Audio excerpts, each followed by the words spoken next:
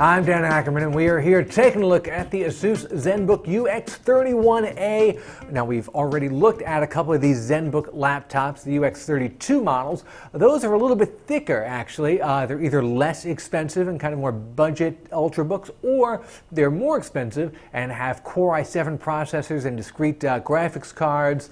This model strips out some of that stuff, keeps some of those high-end extras, but gives it to you in a thinner body, making it probably the most sort of idealized Ultrabook-like of the current Zenbooks. Now, with the thinner body in this particular case, for about $1,050, maybe $1,100, you get an Intel Core i5 CPU. Seems reasonable, but you also get a full 1920 by 1080 display. That's a nice high-end option on a 13-inch laptop you don't see too often.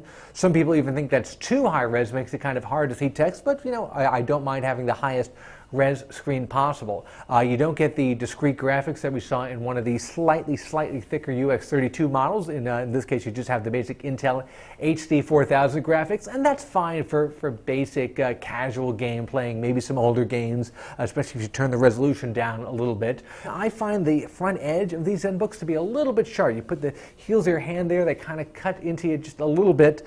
Keyboard I always think is great, but the touchpad, just a hair too unresponsive compared to either a MacBook or maybe the very best Windows Ultrabooks. You do get two USB 3.0 ports, but because the body's just a little bit thinner, your video outputs, you have VGA and HDMI, are relegated to sort of little mini display adapter plugs. You have to plug an external dongle into them in order to get a video out.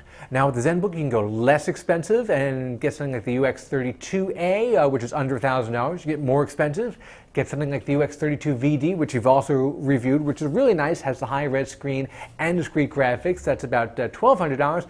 Or you can knock $100 or so off for a little bit more than $1,000 and get this guy and shave a couple of millimeters off. That is the Asus Zenbook UX31A.